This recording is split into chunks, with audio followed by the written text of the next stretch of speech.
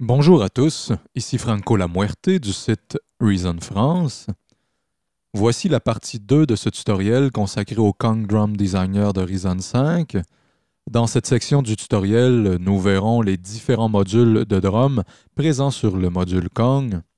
La section nommée Drum Module ici nous permet d'insérer presque une dizaine de modules de drum livrés avec Kong.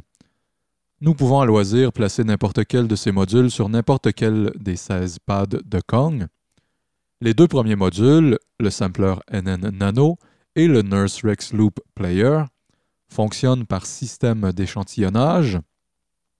Les trois suivants sont des modules utilisant la modélisation physique comme architecture sonore et les quatre autres sont des modules de rythme émulant les sonorités de boîte à rythme analogique. Sans plus tarder, voyons tous ces modules un par un, tranquillement. Le sampler NN Nano emprunte le look et un peu l'architecture du sampler avancé NNXT de Reason, mais les éléments de synthèse présents ici ont été choisis pour servir en premier lieu les sonorités percussives. Pour pouvoir obtenir du son de ce nano-sampler, il faut le nourrir avec des échantillons, .wave, .aif, son de fond ou des slice Rex. Nous pouvons prendre des échantillons fournis avec Reason comme nos propres échantillons personnels. Nous pouvons insérer un échantillon dans l'une de ces 4 strates ici. Ces strates sont en relation avec les types de coups ici. Nous verrons ça plus tard. Pour l'instant, choisissons la première tranche et ouvrons le navigateur par ici ou en double-cliquant tout simplement directement sur la tranche. Parcourons le navigateur en quête d'un sampling, par exemple de kick.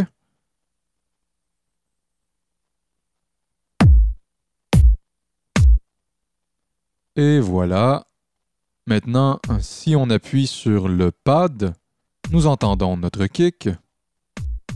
À noter que si vous cliquez sur le bas du pad avec votre souris, cela correspond à un bas niveau de vélocité, en l'occurrence ici un son moins fort. Et plus vous cliquez vers le haut du pad, plus la vélocité augmente. Afin de mieux se repérer, nous pouvons renommer le pad par exemple Kick. Si on le souhaite, nous pouvons ajouter plusieurs couches d'échantillons un par-dessus les autres sur ce pad. Suffit de sélectionner la tranche sur laquelle est positionné notre sample, de cliquer sur Add Layer, ajouter une couche en français, de double-cliquer dans la couche vide et d'aller chercher un autre échantillon, par exemple de hi-hat fermé.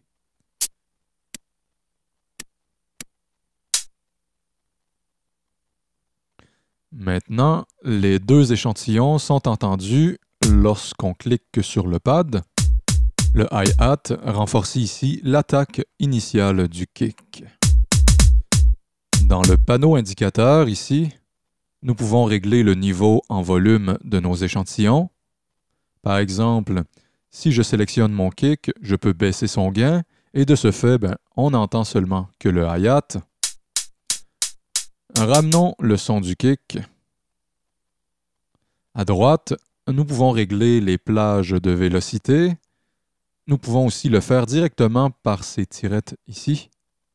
Par exemple, si je mets la plage de vélocité de mon kick de 1 à 60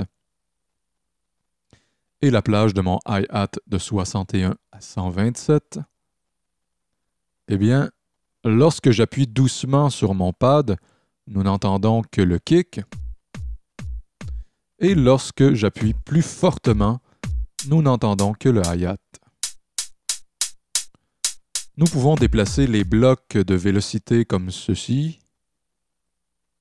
Nous pouvons ajuster la hauteur des échantillons ici. Un chiffre positif donne un son plus haut. Et un chiffre négatif, un son plus grave. Nous pouvons ramener la hauteur à sa valeur par défaut en maintenant la touche « Contrôle » et en cliquant avec la souris sur la valeur. Si on souhaite sélectionner plusieurs samples contenus dans une tranche, nous pouvons sélectionner la tranche à gauche ici, ce qui a pour effet de sélectionner tous les échantillons contenus dans cette tranche. Ramenons la vélocité des deux samples sur toute l'étendue. Lorsque l'option Alternate traduit un peu maladroitement en couche de remplacement et coché sur certains échantillons, ces derniers seront déclenchés alternativement au hasard. Si on n'a que deux échantillons, ils seront cependant simplement alternés, comme on peut l'entendre. Cette fonction est principalement utile lorsque vous disposez d'échantillons prévus pour une utilisation de type round robin. Pour ceux qui ignorent ce qu'est le round robin, dans le domaine de la synthèse sonore, il faut savoir que cette technique part du principe que si on demande à un musicien ou à un synthétiseur analogique de réaliser une action précise et répétitive, cette action, bien que d'apparence identique, ne sera jamais exactement la même. Dès lors, si on dispose de plusieurs échantillons de ces actions subtilement différentes, on pourra restituer en partie le côté légèrement chaotique et naturel de l'entièreté de la séquence. Illustrons un cas pratique et musical utilisant cette fonction. Allons sur le pad 2 pour ce faire et utilisons à nouveau un nano-sampler. Parcourons les échantillons. J'ai préparé ici une vingtaine d'échantillons de caisse claire de drums acoustiques rock presque identiques. Mais si on écoute attentivement, on remarque que chaque échantillon est en fait unique, tant au niveau de son timbre qu'au niveau de sa qualité de frappe. En sélectionnant tous ces échantillons et en les important dans la tranche du Kong, nous pouvons ensuite cocher cette case sur tous les échantillons de sorte à ce que chaque frappe du pad déclenche un échantillon de snare drum au hasard de la liste, ce qui permet d'avoir un rendu plus réaliste compte tenu des petites différences sonores de chaque échantillon de snare drum. Sur le pad 3, allons charger seulement l'échantillon numéro 1 de la liste des snare drums et écoutons comment cela sonne beaucoup plus plat et linéaire en comparaison. Voici avec un seul échantillon.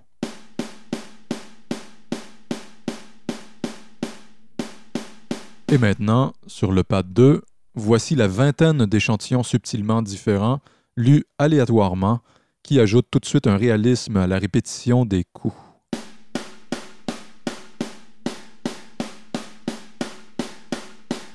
Ce phénomène est particulièrement audible lorsque les coups sont rapprochés et rapides. Mais avec une vingtaine d'échantillons du même snare déclenchés aléatoirement, cela ne cause pas problème, mais dès qu'on revient à un seul échantillon, on entend tout de suite le manque de réalisme. Finalement, sur le panneau d'indication rétroéclairé ici, nous pouvons renommer le nom du type de coup parmi les 4 types de coups présents ici dans la section Hit Type. Pour bien comprendre cela, initialisons le patch. Sur le pad 1, utilisons le nano-sampler toujours et allons charger 4 types de hi-hat dans les 4 tranches ici.